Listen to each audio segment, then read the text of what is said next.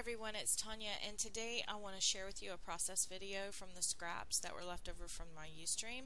But before I get started, I want to talk a little bit about these glitter sheets. They're from Cosmo Cricut, and you get 3 colors in a pack. And notice that I'm touching these papers, I'm messing with them, and no glitter on my hands at all. They are awesome. They are also adhesive backed, so they will stick. The adhesive is very strong and will stick to just about anything, any surface. I was able to cut these with some of my punches. I used my tonic punches and I've used my EK Success punches. I do know that my Martha Stewart punches will not punch through this, so don't try it on those. But the rest of them you shouldn't have any trouble. And also the Sizzix dies, the big dies, will cut through them. Some of the wafer dies you may have trouble. Again, it's a pretty thick material, so you're going to have to experiment. This is the Persimmon 6x6 pad, and like I said, I'm just going to focus on the scraps today from my desk. I am not going to use anything new. So I'm starting out with a Heidi Swap stencil and some white full-body gesso, and I'm doing some just irregular stenciling around to try and get a really nice grunge look. This is going to be a layout using photos of my son and his grandmother's, so I want it to have some feminine qualities, but I also want to introduce some masculine qualities. So I was thinking along the lines of some grungy hexagons would be really nice. So I'm putting it all over the place. I don't care if it's a mess. I kind of prefer it to be a mess. I just want good irregular lines for texture. So not all of these are complete coverage of the gesso. Some of them are kind of half covered and some are fully covered. And I did kind of set this aside and let it dry for several hours, and then I came back to it. Now I'm using my Prima Chalks in the Farmer's Jeans. That's a nice navy blue color. And I'm taking a baby wipe and I'm wiping it around before it dries, and I'm making sure that I get it off of the hexagons and onto the background paper. That's going to give it a really nice definition around those hexagons and really, pull in a shadow technique. I'm making sure that I, rotate around my baby wipe so that I get a really good coverage of a good clean surface every now and then to kind of wipe up some of that off of there. Then I switch to a new baby wipe, and again, this will not work if your gesso isn't completely dry, so just make sure your gesso is really dry. And like I said, I used a full body gesso, which means it's a little thicker than the surface prep. I just love how this softened up, the chalk softened this up. Now I'm using Lindy Stamp Gang Glory of the Seas Gold, and I'm going to spritz in there a few little gold misty droplets. And now I'm splattering on some of the Liquitex yellow ochre, no, yellow oxide, excuse me. And it's just a really nice flat mustard yellow color. And just dry it really well. Now I'm going to use Vintage Photo, and I'm going to kind of go around the edges of this layout and soften it up just a little bit. The edges just seem too clean and hard to me at the time. And Vintage Photo has a nice orange tone to it, so it's going to really help to bring in those fall colors that I was looking for.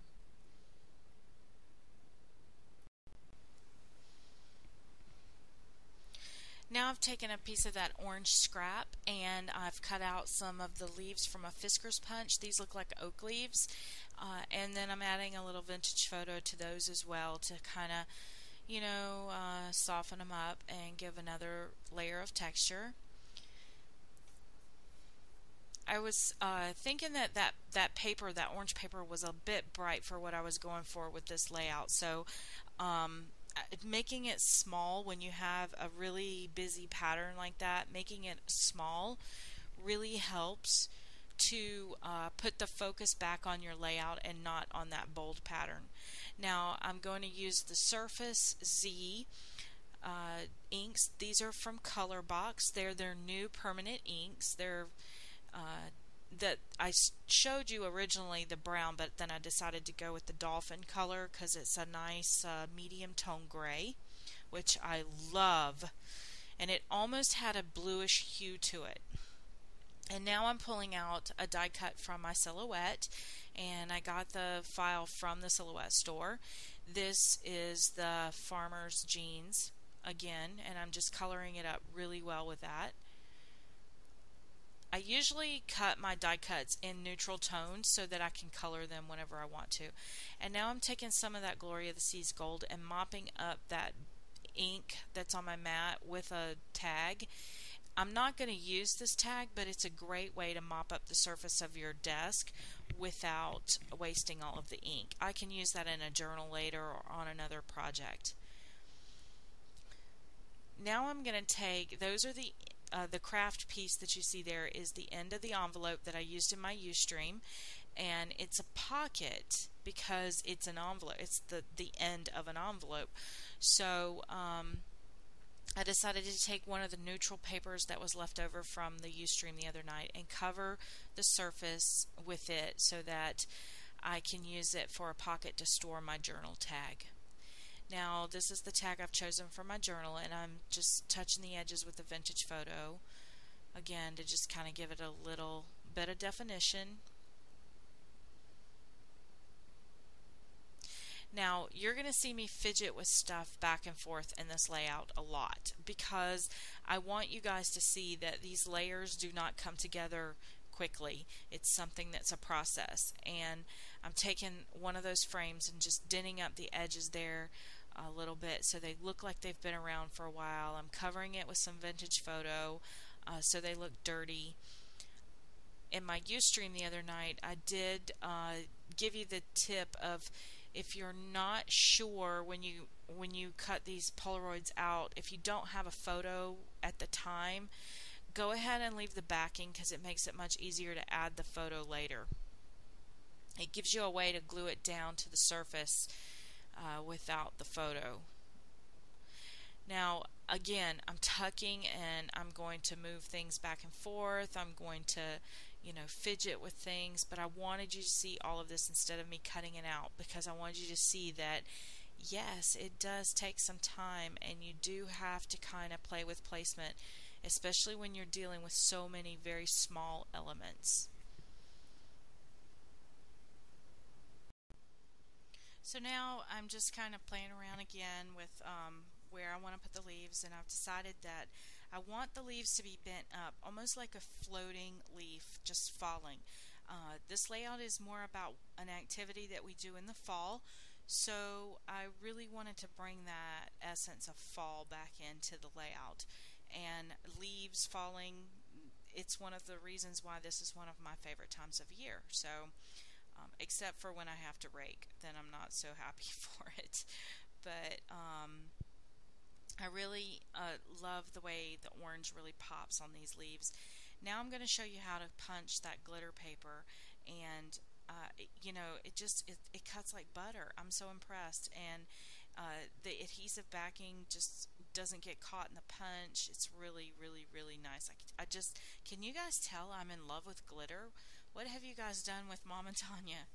So now I have this heart that it was cut from a piece of scrap corrugated board, and I just, you know, added the vintage photo to the top, and I'm trying to find a place for it. It's not quite working for me there in that corner, and it's not going to stay there. Like I said before, there's a lot of things that just got moved around and lifted up and put back down and lifted up and put back down, but I wanted you guys to see me fussing with all of this stuff because I want you to understand that it takes sometimes hours and days for things to come together for me. It doesn't just happen overnight or in an hour. So then I got to thinking about it, and I really thought it would be cool to attach the leaves with my tiny attacher, which was great for the ones around the edge, but the ones that were in the center, I had to put the staple on it and then glue it down. But when I was gluing, I was making sure I only glued across the center of the flower, of the leaf, because I wanted it to lift up off the page. So there I am. I've punched out another label out of the glitter paper and putting it on the top to kind of balance it a little bit. It just, putting the blue at the top just balances with the arrows that are pointing down below. I finally found a placement for that feather. The feathers are vellum feathers from Jenny Bolin, and I love them, but I have a hard time using them because I don't know, I just had a hard time placing them. But then I decided that that's where they were going to live, right there behind that heart, and I really like where they are. And to give my washi tape a little more dimension, I used one of the scraps from the ephemera pieces that was left over from the Ustream, and then this one just says Autumn Fun, which is exactly what we do, is have autumn fun around here.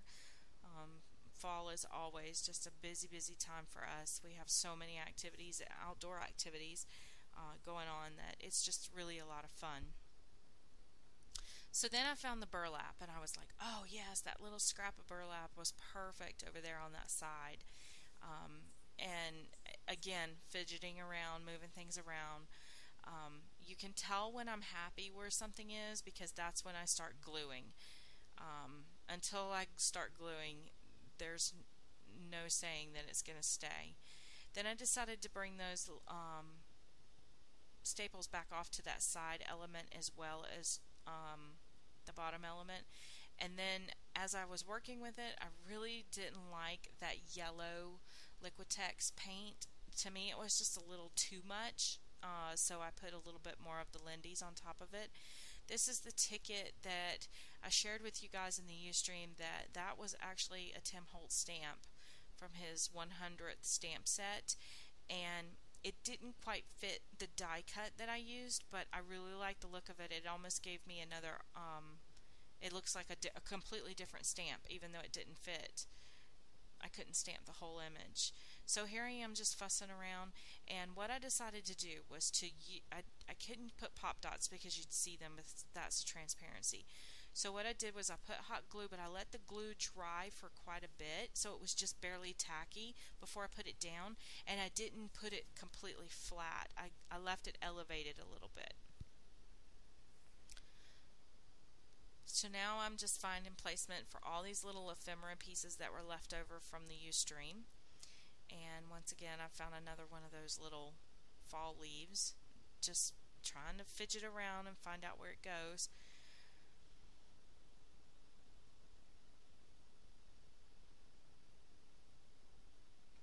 Now on these little arrow pieces, you can't really tell, but they're not completely glued down because I wanted things to lift. That's a new trend that's going on right now, is to have things lift off the page. That way it gives a dimension with flat layers.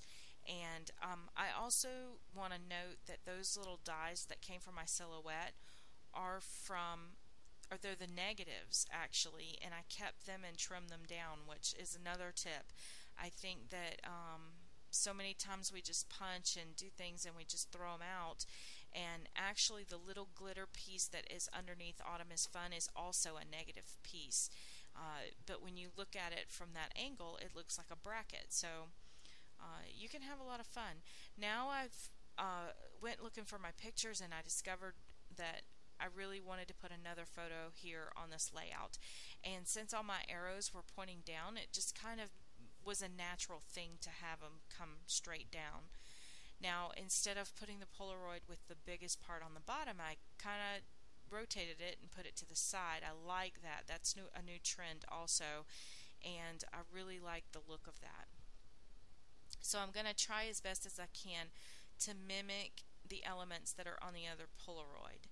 And I decided I really didn't like that yellow ochre down there. My eye was just going to it, and that's not where I wanted it to go, so I decided to put another flower on top of it.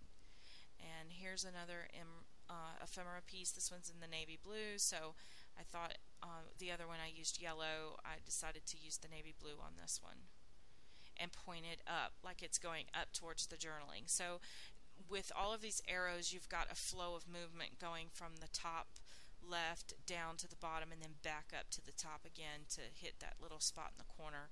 And then here I'm just threading that floss through that button. I was going to tie bows on those, but decided not to. I wanted to keep it flat simply because these are going to have pictures of my son in them, and I didn't want all the feminine bows. I was already getting a little feminine with it with the hearts and things, so I really wanted to make sure that I, kept with some masculine elements.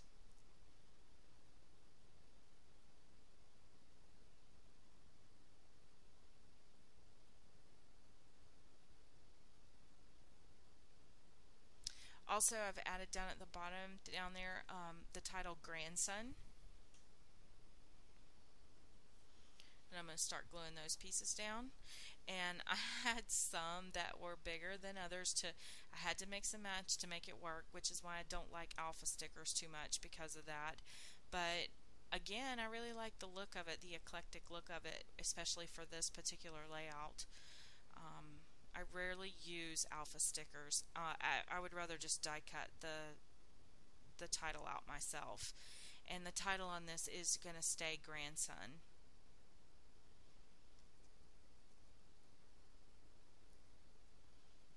And we're nearing the end here, but I've decided to put another piece of the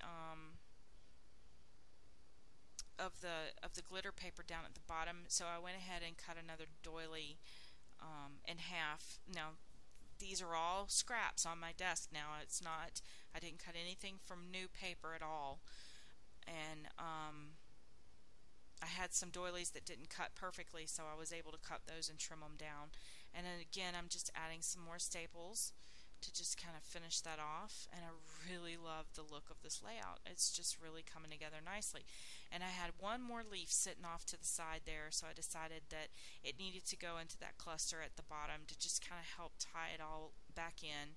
So I have the 3 clusters that are just tying it all right back in. And here I'm just taking a popsicle stick to bend those down. So now I've added my photos, and my camera didn't record all of that, but I guess you get the hint of what's going on here. This is my mother in the bottom right hand corner, and then my mother-in-law in the top left hand corner. One was taken last year, one was taken this year at a football game. So the 2 pictures were so dear to me, and my son spends so much time with both of them after the game fussing over them. And there is nothing better than one of those sweaty football hugs, the post game on the field in front of all of their friends.